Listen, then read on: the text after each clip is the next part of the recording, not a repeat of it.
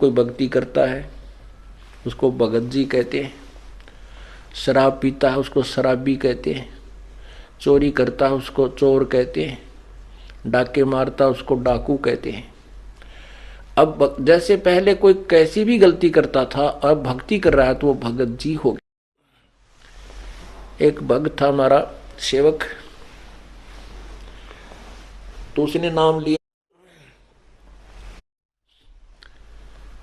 और वो हमारी रिश्तेदारी में भी पड़ा है, तो वो उसने नाम ले लिया। तो उसका भाई जो है शराबी एक नंबर का, क्योंकि ये शराबी जो होते हैं ना, ये आदमी बहुत कम मिल पावे। वैसे शराब उतरे पाछे तो बहुत अच्छे बतलाते हैं, शराब पिए पाछे फिर ये किसी के काबू के नहीं होते। तो पहले गांव गांव में सत्संग करने पाठ करने जाते थे। और एक और भगत था जो दिल्ली साइड का, उसने नाम लिया था। तो उसको ये बताया गया था कि आप वहां आ जाना, वहां 3 दिन सत्संग करेंगे हम गांव में। उनका एड्रेस बता दिया।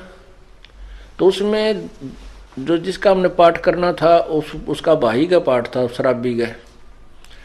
तो भाई के न कम जाने थे, उसने ज्यादा जाने थे। वो ड्राइवर था रोडवेज का, वो हमारी रिश्तेदारी में पड़ा है, उसका भीम नाम। तो हमने साथ में एड्रेस ये लिख रखा था कि कृष्ण ने ना जाने तो भीम ड्राइवर पूछ लियो। बोला ठीक है। तो उसने आके पूछा, बोला भाई सत्संग है वहां जाना हमने। बस अड्डे से दूसरी तरफ उनके घर थे। तो वो एक आदमी मिल गया ना, बोला किस जगह? बोला उसने बताया कि भीम ड्राइवर अरका जाना। बोला उनका किसा सत्संग होता? एक नंबर का शराबी है, वहां का सत्संग होता। उसको पता नहीं था, दूसरे से पूछा, उसने भी नहीं कहा। बोला वो भीम ड्राइवर शराबी गए, वो किसी सत्संग कराओ भाई। वो घर जरूर बता देंगे, आगे चला जाए इस साइड में, वहां पूछ लिए। जगह बताते चले गए, 4 मिले, 4 ये शब्द बोले कि वो किसा शराबी हो, किसके, वो तो शराबी है। तो वो पहुंच गया वहां पर, उसने सत्संग सुन भी, वो तो नाम लिए रखा था उसने। तो दूसरी बार फिर 6 महीने के बाद, 1 वर्ष के बाद फिर दोबारा सत्संग था वहीं पर। तो वही भगत, फिर उसको पता लगा कि वहाँ सत्संग कर रहे हैं गुरुजी, क्योंकि पहले हम जिस गांव में सत्संग करते थे हमारे भगत वहीं पहुंच जाया करते थे मिलने के लिए, अपनी कोई समस्या समाधान के लिए। तो ऐसे हमने लिस्ट बना रखी होती थी, वो लिस्ट दे देते थे, भी ये कोई पूछा थे बता देना। तो वो भगत फिर उसी गाँव में आया और उनके घर से उलट पुलट गाली गलिया में कहे 1-2 आदमी आ ले, तो उसका समझ ना आवे कहाँ से हो रहा सत्संग। तो उसने फिर उसकी जब वो दूसरी बार आया तो उसने भीम का जिक्र नहीं कराया। बोला मैंने कृष्ण का जाना है, वो डॉक्टर है कृष्ण। तो उन हमारा भगत मिल गया ने, बोला वो कृष्ण डॉक्टर का उसने नाम ले लिया उस भीम ड्राइवर ने, और उन्हीं का वो पाठ हो रहा था उस दिन। तो वो भगत मिल गया हमारा कोई, उसको कहने लगा किसका जाना? कृष्ण का जाना। वो भीम का नाम ना ले, शराबी कहेंगे उसने। तो उन्हें बोला वो कृष्ण का ना होता तो भीम भगत जी का पाठ होने लग रहा है, भीम भगत जी का पाठ हुआ है। उसने सोचा ये गलत समझ रहा है। मैंने बोला भाई मन न कृष्ण का जाना, भीम भगत जी कोई और होगा। उसने सोचा शराबी का करते भगत जी कैसे बोल रहा है इसको। दूसरे से पूछा, दूसरे बताया, बोला भाई हाँ भाई भीम का ही पाठ हो रहा है। उसने नाम ले लिया, शराब शुरू छोड़ दी। कहने का भाव दास का ये है कि पहले तो शराबी को था और अब भीम भगत जी नाम से प्रसिद्ध हो गया। तो इसका यही अर्थ है कि हर सुमर सो हंस कहावे, कामी क्रोधी कागरे, और भौरा ना पर में विष के बन में चल बेगमपुर बागरे। कहने का भाव यह है कि यह संसार एक विषय विकारों का वन है, और जैसे किकर के बबूल का बाग वन हो, उसमें जहां भी जाओगे कांटे लगेंगे। तो ये संसार जो है ये बबूल का वन है, इसमें कदम कदम पर पैरां ना लगेंगे तो मुंह पर लगेंगे, कितने न कितने हाथ में लगेंगे। यानी कोई न कोई कष्ट इस संसार में आपको बना ही रहेगा।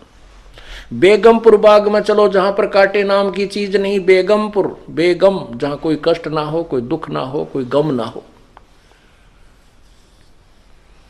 अब ये जैसे ये जो शब्द इस दास ने सुनाया है, ये एक नित्यानंद जी संत हुए हैं, उनका उनकी इसमें छाप लगी है। वैसे ये यही शब्द कबीर परमात्मा की शब्दावली में भी है, उसमें 2 लाइन और एक्स्ट्रा हैं। तो ये संतों ने ऐसे एक दूसरे की, ज्ञान से ही ज्ञान होता है, उनके ज्ञान सुन के इसने अपनी तरफ से बना लिया। बाकी संकेत यही है, जीव को बुराइयों से हटा करके और अच्छाई की तरफ ले जाना। अब जिसको जितना ज्ञान है वो वहीं तक बोल सकता है। नित्यानंद जी के गुरुदेव जो है गुमानी दास जी विष्णु उपासक थे। अब इन संतों ने, भक्तों ने स्वर्ग को ही बेगमपुर मान रखा है, लेकिन स्वर्ग जितना दुख की तभी को नहीं, क्योंकि हम सुख मान रहे हैं इस गोटी सूटी लाड़ने, डांस डूंस देखने, अच्छे फल आहार खाने को, इसी को सुख मान रहे। और वो स्वर्ग में अपने ही पैसों से, अपने ही धन से खूब प्राप्त है, वहां पर पर्याप्त भी है और प्राप्त भी है। कहने का भाव ये है कि हमने वो, इसने जो महापुरुष ने नित्यानंद जी को जो ज्ञान था, इसने स्वर्ग तक के ही जाने के लिए प्रेरणा दी है। लेकिन अब हमें ज्ञान हो गया कि हमें तो सतलोक चलना है, इसलिए हमने इन्हीं प्रेरणाओं से अपने सतलोक की तरफ अग्रसर होना है, बुराइयों से बचना। कहते हैं भौरा ना भर में इस विष के बन में, विषय विकारों का जो जहर रूपी बन है, इसमें मत चल बेगमपुर बाग रे, सतलोक को चल। कबीर साहब के शब्द में, इसी शब्द में, जो कि तुम पूरी पंक्तियां ये तो है ही, लेकिन लास्ट वाली नहीं, उसमें क्या है कि मान ले तू जाग भी गया, ये जागना नहीं है कि सुबह उठा रोका भर के पीन लग गया, गुड़ गुड़ करने लग गया। कहते उठ सवेरे भरात्मा खू के जाग्या निर्भाग रे, राम सुमरा ना कोई सुख शुक्रम की ना फूटे तेरे भाग रे। अब सुता उठते हो कब्र के बैठ गया, पता के जाग गया तू, इस तरह चपड़ा रहे तो ठीक सही, एक पाप और शुरू कर दिया। उक्के में कितना पाप है। सो नारी जारी करे सुरापान 100 बार, एक चलम हुक्का भरे वो डूबे काली धार।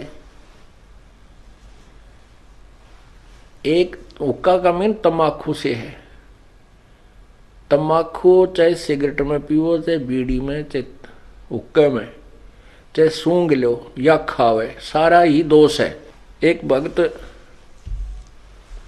दुकान कर रखी थी एक ने,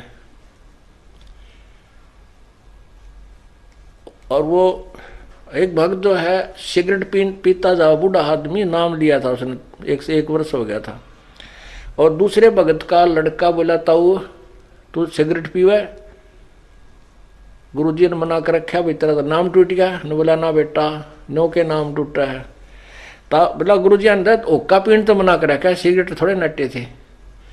तो जिसने बकवाद करनी है, जिसने मर्यादा नहीं निभानी है, वो अपने कोई सिस्टम तैयार रखे। तो लड़के ने बल्कि उसको कहा ताऊ तुमने नाश कर लिया अपनी भक्ति का, तम्बाकू तो है ही, चाहे सिगरेट में पी ले, जहर न चाहे गिलास में पी ले, चाहे किसी कटोरी में गाली के पी ले, तो जहर है। तो क्या बताते हैं, कहते हैं पर द्वारा स्त्री का खुल है, 70 जन्म अंधा हो डोले, सुरापान मदमासा हारी, गमन करें भोगे पर नारी, वो 70 जन्म कटेंगे शीशम, साक्षी साहिब है जगदीशम। जैसे किसी पर स्त्री गमन करने वाले को कितना दोष होता है,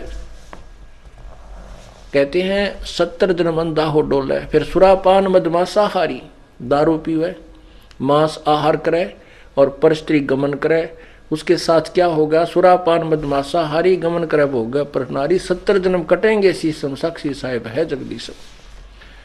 कहते हैं उसके 70 जन्म तक बुरी तरह दुर्गति से मृत्यु होगी, कभी मुर्गा बनेगा, कभी बकरा बनकर उसके शीश कटेंगे, यानी दुर्गति से बहुत बुरा हाल होगा।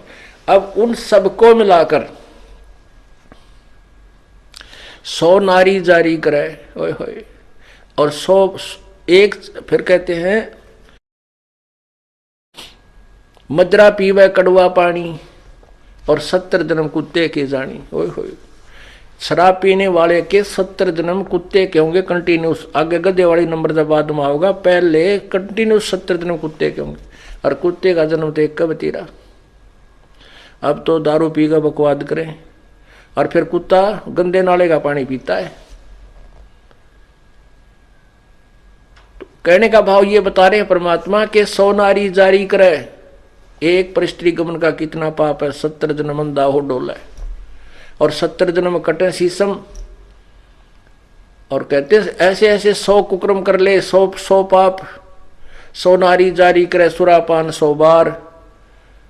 एक बार शराब पीने तक कितनी हानि बताई।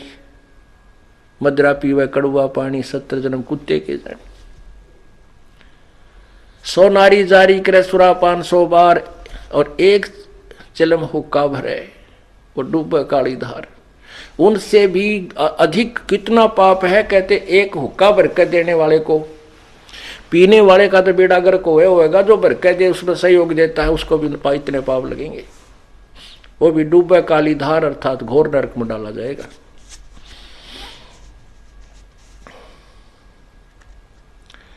तम्बाकू कितना हानि करता है, क्यों इतना दोषी बताया, इसमें इतना दोष क्यों है। एक हुक्का पीने वाला या सिगरेट पीने वाला, बीड़ी पीने वाला हुक्का पीवे, धुआं छोड़े, वो धुआं सारे घर में घूमे। वो नवजात बालक छोटे छोटे वह सो रहे हैं, उनमें भी धुआं, श्वास से उसकी बदबू जावे धुएं की। यानी पूरे परिवार के नाक में दम रखे और फिर वातावरण दूषित करे। ओके की धुआं का जब छोड़ते हैं उसमें ना जाने कितने इस वायुमंडल में छोटे छोटे जीवाणु होते हैं, वो अंधे होकर नीचे गिरते हैं धुएं के इस इफेक्ट तक, और पैरों तला करके मरते हैं। वो एक घूंट मारने से उसको कितनी जीव हिंसा कर दी, यानी कितना धुएं से कितना हानि कर दी। वो पाप उस तम्बाकू प्रयोग करने वाले के बैड अकाउंट में जाते हैं। और फिर हमारे परमात्मा ने ये मनुष्य शरीर दिया है परमात्मा पाने के लिए। इसमें ये ईड़ा, ये पिंगला, ईड़ा और पिंगला ये 2 नाड़ी बताई जाती हैं अंदर शरीर में। और इनके बीच में मध्य में जाकर के एक सुषुम्ना नाड़ी है, जिसकी सुई की नोक टेक है, ऐसा सुराख है, जो भक्ति के प्रभाव से ये अपने आप लड्डर की तरह हवा भर के वो खुल जाता है। और फिर उसमें से आत्मा अंदर जाकर के फिर नीचे मूल कमल से प्रारंभ होती है। अब क्या होता है कि उसमें वो तम्बाकू का जो पीते हैं तम्बाकू, और नाका में छोड़ दिया करें, गोटा मारेगा नो छोड़ दिया करें, तो वो धुआं जो है उस सुराख को पालिश कर देता है। परमात्मा के पाने वाले उस मेन गेट को बंद कर देता है। तो इससे बड़ा शत्रु हमारा और क्या हो सकता है। फिर इस जीवन का के फूकेंगे तो ऐसा गधे का ऐसा कुत्ते का, जब भगवान नहीं मिला इसमें, वो रास्ता बंद कर दिया। दास ने ये सत्संग किया और वो पुण्यात्मा जो बूढ़ा मैं बताऊं था कि भाई बुढ़ापे में सारी उम्र तक खो दी और 65 साल की उम्र हो ली थी, ये सत्संग सुन रहा था ऊपर बैठ कर दूसरे बेटे की छत पर। आगे पाखंडी है, मेरा छोरा भुका लिया, मनमनों का था, मेरे से गंदे गंदे विचार आवे थे आप आए जब आपके। तो उसने पहले हम 3 दिन सत्संग करते थे, 2 रात को, अगले दिन सुबह कर करके फिर भोग लगा के हम प्रस्थान करते थे। तो पहले दिन तो उसने सुना बूढ़े ने सत्संग, और दूसरे दिन तो वो सत्संग, जब अगले दिन भी उसने सत्संग सुना, भोग लगना था अगले दिन तो बूढ़ा यानी शाम के समय जब सत्संग खत्म हो लिया वो आ गया। और वो पहले उस बच्चे ने उसके अपने पुत्र वधू ने कई बार ने कहा था तुमने नाश करोगे, हैं यहाँ के बुला लिए, ये नाश करने लग रहे, तुम ऐसे ऐसे करते हो, ये पाखंड क्या कर रहे हो तुम। तो उसकी पुत्र वधू ने सोचा ये बूढ़ा है भी महाराज जी ने कि वो नहीं सी किस कहेगा, यो इज्जत का गाहक बनेगा हमारी का। अब बोल रहा कि उसने बाप आकर बैठ गया और वह खड़ी होगी दूर सी, अकीब देखे रहा के बोल रहेगा इसने के का बुढ़ा, और लोग ने शर्म लिया और भाई मैं माना रहा मारे इनके कहेगा। तो बुढ़ा ने बोला महाराज जी हमें पता था कि भाई जो सत्संग नहीं सुनते वह ठीक तो बोला नहीं करे, हमने सारी तरह के आदमी देखे, 4-5 वर्ष गांव गांव में गए, हमने कोई इससे लेना देना नहीं था भाई, कोई राजी बोला उसका बोला, बुंडा बोला, अपने जुबान और कान दोनों बंद कर लेते। मैं कह लेगा मानने का थोड़ी बहुत बतावाएंगे भाई, नहीं मानने का तो इसकी मौज है। कहने लगा महाराज जी मेरे 3 बेटे बताए, उसने 2 इतना ध्यान नहीं। ने बोला हमारे पास 2 किले थे, आज मैंने 8 किले 9 किले और मोल लिए अपने जीवन में, और पशु से भी बदतर धंधा किया हमने। और आज जो आपका ज्ञान सुना ये बातें मैंने कभी सुनने को नहीं मिली ना। मैं कि तो जाया करता, मैं 3 सत्संग करने वाला न पाखंडी समझा करता था। आपका ज्ञान सुना मैंने वहां ऊपर बैठ करके। अब मेरा केरा होगा न्यो कह कर बूढ़ा रोन लग गया, जिस तरह बालक रोया करे न्यो पड़ के। मैं बोला की बात होगी, क्यों नहीं, क्या बात होगी, मैंने समझाया। फिर तो दिल सा उसका डट लिया, जब लग गया बताने। कहने लगा ये बात तो मैंने जिंदगी में कभी सुनी है को नहीं, जो आज आपने, मेरा तो कर्जा पटन हो रहा, नींद नहीं आई रात को मुझे। मैंने तो इतने हुक्के पी रखे हैं कि हुक्का सीला नहीं होने दिया करता मैं। अब मेरा कीड़ा होगा, मेरे जैसे पापी का क्या इलाज, जो मैंने सारा जीवन पशु से बदतर धंधे किए, और अब जी अब उम्र चली गई, अब भक्ति हो को। फिर रोने लग गया, फिर रोने लगा वो। मैं फिर उसको समझाया, मैं बोला कुछ नहीं बिगड़ा है अभी तक, इस आत्मा के इस जीव के असंग जन्म हो लिए, और यदि अब भक्ति नहीं शुरुआत करी तो आगे भी ये झंझट सदाई बना रहेगा। आप अब शुरू कर दो इस उम्र में, कोई फर्क नहीं पड़ेगा। ने बताइए क्या होगी, दिन के बरा कह दिन का मैं मान हूं, मैं कितने वर्ष का, अब तो मुश्किल है, नो नाड मारे।